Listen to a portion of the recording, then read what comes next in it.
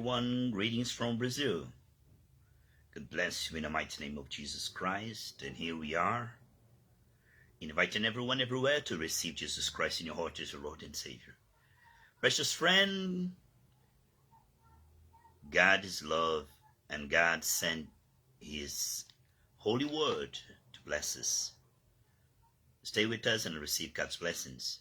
Queridos preciosos irmãos, saudações aqui de Curitiba. Vamos continuar nossa série sensacional, hein? O domínio profético. As armas da nossa milícia são espirituais. As armas que nós temos são as armas que o Senhor fornece. Na cruz, quando derramou-se o sangue, Jesus deu uma arma tremenda. O sangue faz separação, é o esconderijo do Altíssimo. Tudo que está debaixo do sangue é embaixada celestial, território do Senhor. O diabo não pode atravessar o sangue. Aleluia! Em Isaías 35:8 diz que haverá um caminho santo que o imundo não entrará por ele. É para os consagrados, os ungidos. Amém? Portanto, quando você humildemente se coloca embaixo do sangue de Jesus, ou coloca alguma área da sua vida debaixo do sangue de Jesus, só Deus pode trabalhar naquilo. É claro que o inimigo vai jogar dardos lá de fora, dizendo que ainda tem como agir, mas não tem. É um território exclusivo. Aquilo que você entrega e confia é território exclusivo. Só Deus vai trabalhar. E sabemos muito bem como Deus trabalha, né? A Bíblia diz em Jeremias 29:11 que ele tem um final feliz. Aqui em Êxodo capítulo 14, quando os egípcios tiveram a pior ideia e Deus foi glorificado, vieram atrás de Israel, onde eles estavam diante do mar. Tentaram encurralar o povo de Deus. Ali estava Moisés diante do mar e veio o Faraó. Agora veja que coisa interessante, coisa tremenda, amados. Olha o que está aqui, ó. Deus é tremendo. Eu estou com a minha Bíblia aberta em Êxodo 14, tá? Olha só. Versículo 19, tá? O anjo de Deus que ia diante do exército de Israel se retirou e ia atrás deles. Também a coluna de nuvem se retirou de diante deles e se pôs atrás dele. Então o Senhor vai à frente, né? Ele computa e calcula o que você vai passar. Ele sabe tudo que você vai passar amanhã, semana que vem, mês que vem. Então Deus vai à frente, né? E te guia em triunfo sempre em Cristo. Você que está humildemente debaixo do sangue de Jesus. A Bíblia diz em 1 Samuel capítulo 2 que Deus pega o homem do pó e o faz assentar num trono de glória com os príncipes. Amados, Satanás caiu pela soberba, então ele coloca o homem num trono falso da vaidade. É a vanglória, a glória inútil. Num trono da soberba. Mas quando o homem ouve o evangelho e a terra boa, ele se humilha, se arrepende e se converte. O diabo não se humilha diante de Deus, ele sai correndo, né? Ele, no juízo final, ele vai ter que dobrar o joelho e confessar que Jesus é o Senhor. Mas o diabo odeia a humilhação, a humildade, o arrependimento, porque ele perde a legalidade, né? Então, quando o homem sai do trono da soberba e se humilha diante do Senhor, debaixo do sangue de Jesus, o diabo perde toda a legalidade. Aquilo ali é um território consagrado ao Senhor, território exclusivo do Senhor. Uso exclusivo do Senhor. Então o anjo que estava à frente foi atrás. Então o Senhor nos cerca ao nosso redor com um muro de fogo, né? Anjos de fogo. E é interessante que este fogo de Deus, que estava à frente deles, esse anjo foi atrás e ficou entre o território de Israel e entre os egípcios. Para Israel, iluminava o caminho. Mas para Faraó era oposição e impedimento para ele avançar. Escuridade. Interessante, né? Deus é um fogo consumidor contra os nossos adversários. Mas para nós ele é o fogo do Espírito Santo que nos dá dons, avivamento. O fogo arderá continuamente sobre o altar. Levítico 6:13. É o que ele diz lá do fogo. Não apagues o fogo do Espírito, o fogo dos dons, da cura, da libertação, dos milagres, não é? Então, para Israel era a proteção. Para os egípcios era a oposição. Enquanto o vento do Senhor abria o mar e favorecia Israel, o vento do Senhor estragava as rodas dos carros de Faraó, de maneira que eles foram tragados no meio do mar para dentro do mar. Deus pelejava por Israel e contra Faraó. Quando o território do Senhor, quando você está debaixo do sangue, você é propriedade exclusiva do Senhor. Então Deus diz: Abraão seria amigo dos seus amigos, inimigo dos seus inimigos. Quem são nossos inimigos? Pessoas? Não. Nosso inimigo é o diabo, é a carne, né? Então, quando nós colocamos a nossa vida, né, nossa carne, nossa alma debaixo do sangue de Jesus, o inimigo fica sem ação, entendeu? Sem ação. Ali só Deus pode agir. Território exclusivo. Só Deus pode. Então o diabo joga dardos inflamados lá de fora, dizendo: ainda pode agir, né? Para tentar enganar os incautos, né?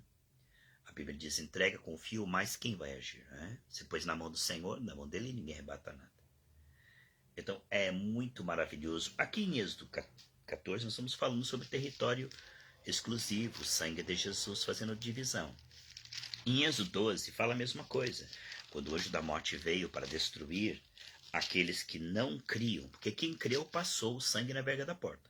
Quando você se humilha e reconhece que é preciso sangue de Jesus, você se sujeita a Deus. Quando você se sujeita a Deus, você pode resistir ao diabo. Aqui em Êxodo 12, versículo 23, diz assim: porque o Senhor passará para ferir os egípcios, porém, quando ele ver o sangue na verga da porta, a pessoa creu, se arrependeu, se humilhou, dependeu do sangue, né? Vir o sangue na porta, em ambas as ombreiras, o Senhor passará aquela porta. Então, por causa do sangue, Deus entrará e impedirá que o destruidor entre. Então, desde a queda de Adão e Eva, o homem estava contaminado, por isso que Jesus precisou morrer, né? A unção vinha sobre os profetas, mas Deus não podia entrar no homem, porque desde Adão até Jesus morrer na cruz, os homens estavam contaminados. Mas quando, aqui é um símbolo da graça, do sangue de Jesus. Quando Jesus derramou o seu sangue na cruz, logo que ele citou em João 20, ele soprou sobre os seus discípulos. Recebeu o Espírito. Aí pela primeira vez o Espírito entrou novamente dentro do homem e o vivificou. O homem que estava morto espiritualmente desde o Éden. Então isso é um símbolo da graça. Aqui nós vemos que o sangue permitia, porque o Espírito é santo, o Espírito não habita onde é imundícia, né? Então aqui ele diz: Deus, eu vendo o sangue eu entrarei.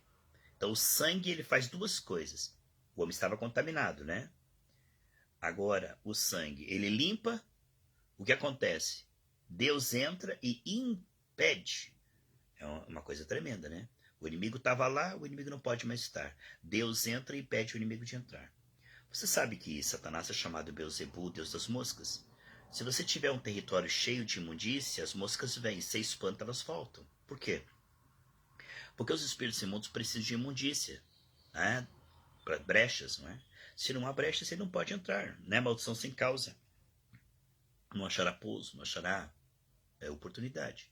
Então, quando você, por exemplo, expulsa as moscas e tem imundícia, ela volta. Mas está coberto com o sangue de Jesus, não tem imundícia. O que acontece? Se você deixar um lugar bem limpinho, as moscas não vêm, porque não tem nada para elas ali. Não tem nada para elas. Elas vão perder tempo com o quê? Elas precisam vir onde tem imundícia. Assim, quando tudo é limpo, o diabo fica sem ação. Beelzebul, Deus das moscas, entende? O diabo não tem mais como destruir. Então, o território consagrado é o seguinte: quando você coloca, né, debaixo do sangue de Jesus a sua vida, quando você coloca a sua vida debaixo do sangue de Jesus, aquilo ali é território, Davidson. Aquilo ali é território exclusivo do Senhor. Então, esse é o esconderijo do Altíssimo. O diabo não entra lá. Ele não tem como entrar. Tudo aquilo que você consagra ao Senhor é território exclusivo do Senhor. O diabo não pode entrar mais. Só que ele vai tentar dizer: eu ainda posso agir, para colocar medo. Porque o medo vai ser a brecha para ele tentar agir. Deus não tem dado o espírito de medo, segundo Timóteo 1,7. Portanto, quando você, por exemplo, consagra, a Bíblia diz: entregue e confia, mas o Senhor fará. Quando você consagra, você coloca debaixo do sangue de Jesus, acabou para o diabo. Acabou. Coloca a tua família debaixo do sangue, só quem vai trabalhar é o Senhor. Eles vão tentar, claro que Deus respeita o livre-arbítrio, eles vão tentar, familiar, pecar e falar, mas porque você está cobrindo com sangue, Deus vai trabalhar. Vai trabalhar, trabalhar. Atos 16:31 diz: crê no Senhor Jesus, será salvo tudo sua família. Não que Deus vai forçá-los, mas Deus vai trabalhar por causa do sangue. Então, se você coloca as tuas finanças debaixo do sangue, se você colocar as tuas finanças debaixo do sangue, o empresário do lado quebra, o outro quebra, mas você não quebra. 1.000 poderão cair ao seu lado, 10.000. Mas por que não quebra? Porque debaixo do sangue o diabo não pode quebrar. A administração de Deus, você está entendendo? É um mistério como isso funciona. É um mistério. Mas tudo está debaixo do sangue, o diabo não toca. A Bíblia diz que o maligno não toca. Quando você coloca debaixo do sangue as tuas finanças, e não é avarento.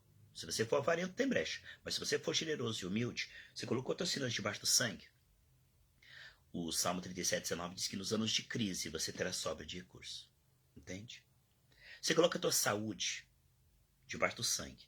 Só que o que é colocar a saúde debaixo do sangue? É confessar o pecado, é cuidar, entendeu? É pedir a direção de Deus. Mas se você coloca a tua saúde debaixo do sangue, você vai viver 120 anos com saúde perfeita. Se você coloca a tua mente debaixo do sangue, você vai ter revelações em terceiro céu, você vai ter sabedoria. Você veja que Daniel, José, ele tinha sabedoria 7 vezes mais que os homens comuns. Paulo tinha revelações em terceiro céu. Se a tua mente for consagrada ao Senhor, se meditar nessa palavra, território do Senhor, você coloca debaixo do sangue e enche da palavra, Colossenses 3 diz: habite em vós abundantemente a palavra. O que vai acontecer? Você será uma pessoa de visão, sabedoria, Deus te dará. O que acontece com Israel? Os maiores prêmios nobres do mundo, um país tão pequeno, tem maiores prêmios nobres do planeta, é Israel. Por quê? Porque a criança, aos 12 anos, ela decorou todo o Antigo Testamento. A criança, ela estuda a Torá direto, que Deus, o Deus de Abraão é o Deus dela, e que ela é abençoada. Então a criança está ali ouvindo a palavra, ela vai para o colégio só para aprender a Torá. Então a Bíblia diz no Salmo 1: aquele que medita nessa palavra de dia e de noite tem prazer, tudo que fizer prosperará. Então o fato é que se você consagra a sua mente ao Senhor, a sabedoria de Deus vai reinar aqui, não vai ser a preocupação. Romanos 10:17 diz que a palavra de Deus te leva para a dimensão da fé.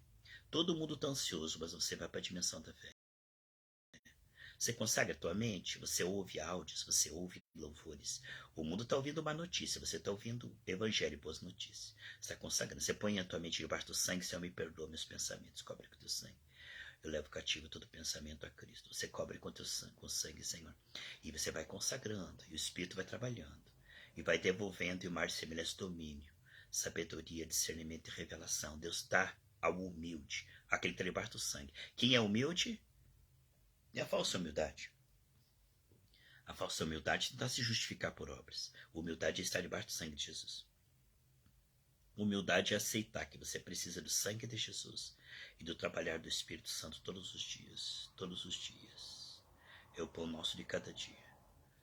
Humildade, Romanos 5,17, é receber a mudança da graça e o dom da justiça. Humildade é colocar a sua mente debaixo do sangue e expor ela a palavra, a unção do Senhor. Põe a sua mente debaixo do sangue agora. Põe o seu coração debaixo do sangue. Guarde os seus sentimentos em Cristo Jesus. Isaías 26:3 diz que Deus guardará em perfeita paz aquele cuja mente e cujo coração está em ti. Senhor, eu coloco o meu coração debaixo do sangue de Jesus. E eu vou meditar no seu grande amor. Eu vou amar, eu vou perdoar. Eu decido amar, eu decido perdoar. Eu decido confiar. A Bíblia diz em Provérbios 4:23, sobre tudo que você deve guardar, guarda o teu coração, porque deles são as saídas da vida. Guardar o seu coração em Cristo. Ei, guardar o seu coração em Cristo. Diga: Senhor, eu rejeito toda ansiedade, preocupação, medo, dúvida. Eu entrego o meu coração a Ti. Senhor, só Deus pode transformar. Exatamente. Imagem, semelhança e domínio é imagem. Vida é servo bom. Imagem, quando você pensa em imagem, Davidson, você pensa amor. Deus é amor. Imagem é o fruto do Espírito. É como você é por dentro em Cristo. Entendeu? Imagem é o que você é por dentro. Servo bom. E semelhança. Aquele que crê em mim fará as mesmas obras e fará maiores. O que é semelhança? Poder, sinais, maravilhas, boas obras. Entende? Servo bom e fiel. Que é imagem? Deus é amor. E por fora, soberano, onipotente. Então, a imagem fala do fruto, a semelhança fala dos dons. A imagem fala de Jesus cheio do Espírito. Já quando ele voltou do deserto depois da tentação, ele veio cheio do poder do Espírito, né? Então, a imagem fala de ser como ele. Isso é, o reino, o nosso parecido com o Pai. Semelhança fala fazendo, né? Jesus disse, quem crê em mim fará o que eu faço. E o domínio é a manifestação e o fruto. O domínio é, já que eu sou em Cristo, servo de Deus, eu estendo as mãos e digo, em nome de Jesus. Isso é domínio. Domínio é o fruto, é aquilo que sai da imagem e domínio. Imagem e semelhança, né? O que sai da imagem e semelhança é domínio. O que é domínio são os atos proféticos, entende? Domínio, Deus nos fez para o domínio. Gênesis 1 diz, façamos o homem a nossa imagem e semelhança e tem ele domínio. O domínio é a manifestação dos crentes maduros, né? Então podemos ver que o domínio é o resultado de quem nós somos e o que podemos e temos. O domínio significa a palavra, a espada, as obras, as manifestações e o resultado. Então nós podemos ver que o território do sangue é um território exclusivo do Senhor. E quando nós estamos debaixo do sangue de Jesus, colocamos nosso corpo embaixo do sangue de Jesus para servir ao Senhor, ele começa a rejuvenescer, começa a sarar. O inimigo vai dizer, não vai sarar não, isso não tem cura, é doença rara. E vai até a parte 12, né? Eu estou fazendo uma playlist dessa mensagem, Davidson, lá no YouTube. Tem uma playlist já, a parte 1 tá lá, tá bom? Aqui no Facebook não tem como fazer playlist, né? Mas eu estou fazendo playlist dessas mensagens, eu copio elas e coloco lá. E então é uma série chamada, é maravilhoso, o domínio profético, entende? O domínio profético significa a atitude de autoridade de quem sabe quem é em Cristo e o que pode em Cristo. Então Pedro disse, o que eu tenho eu te dou, em nome de Jesus levanta e anda. Isso é o domínio profético, é para isso que Jesus morreu. Jesus morreu para nos devolver imagem e semelhança de domínio. Quando Adão e Eva tinham imagem e semelhança de domínio, ele devia comer da árvore da vida. Se Adão, que tinha imagem e semelhança de domínio, comesse da árvore da vida, Jesus não precisava morrer na cruz. Jesus não precisava morrer na cruz, porque a árvore da vida é Jesus. Mas como o homem pecou, Jesus veio e morreu. Ele morreu foi o meio para o fim. Ele morreu para ressuscitar e enviar o Espírito entrar em nós. Devolver imagem, semelhança e domínio, para que o Espírito flua de nós, João 6,37, rios de água viva. Então, para nos vivificar, o último Adão se tornou Espírito vivificante. Nós vamos continuar essa série. Ouça desde o início, você que pegou um pedaço, passe para mais alguém essa mensagem e compreenda que o território do sangue de Jesus é um território exclusivo. Tudo que você ora e entrega em nome de Jesus, ali só Deus pode agir. O diabo diz, eu vou agir ainda nessa questão, não vai. Os magos de Faraó bem que tentaram agir combatendo, mas foi por pouco tempo. Chegou uma hora que eles ficaram cheios de tumores e disseram, não dá para lutar. A magia foi até um certo ponto, sabe? Mas chegou um momento em que o poder de Deus superou até a serpente da vara que veio de Moisés, engoliu aquela dessa doutrina derrotada, né, dos egípcios. Então os magos de Faraó não puderam suster-se diante, né? Então o que nós vemos é que o diabo, ele tenta lutar. O Faraó tentou impedir Israel de sair do Egito, mas por um tempo. Por isso a nossa fé é provada. A vitória é certa, mas você vai perseverar, porque tem um tempo, tá bom? Às vezes Deus parece demorado, mas não se canse, não desanime, não desista, porque isso está na mão do Senhor, não está na mão do diabo. Então vai acontecer o que o Senhor disse na palavra. Não espere outra coisa, a não ser o que Deus disse na palavra. Josué e Caleb esperaram o que Deus disse. Não espere abandono de Deus, derrota, vergonha, falência, morte prematura. Não espere que o diabo prevaleça naquilo que está debaixo do sangue. O diabo não prevalece.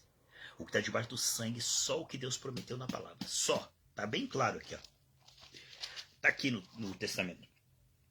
Está aqui no contrato. O que está debaixo do sangue de Jesus é prosperidade, saúde, honra, vitória sobre o pecado, os efeitos da queda, santidade, tá bom? Salvação, tá bom, meus queridos? É muito importante você ter uma mente que compreende como Deus age, para não esperar de Deus. O povo no deserto esperava a morte.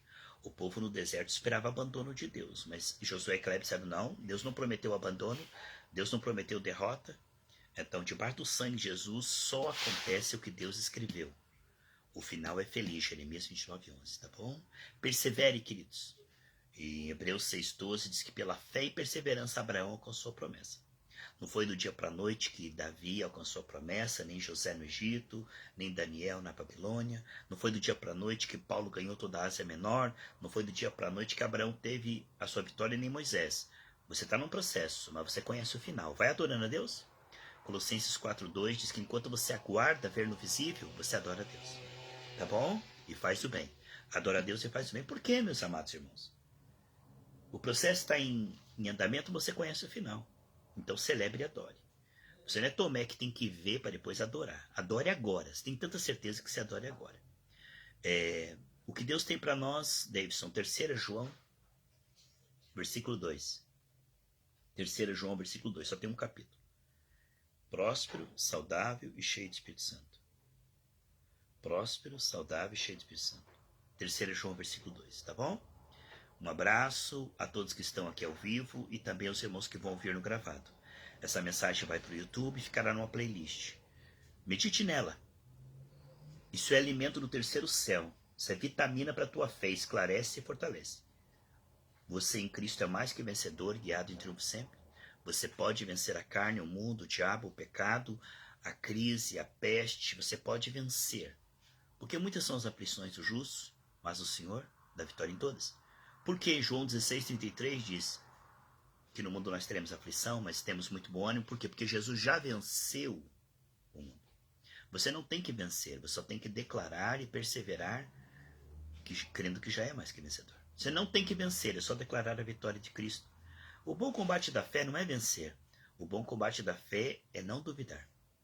As dúvidas vêm, os dardos inflamados. Quando você espera, o bom combate da fé é não ceder território para o medo. O bom combate da fé é continuar crendo e confessando. Entendeu? O bom combate da fé é você permanecer na fé, mesmo que você está vendo o contrário por um tempo. Mesmo que tudo pareça perdido, a Bíblia diz que você já venceu e é mais que vencedor. Um grande abraço, shalom, God bless you all.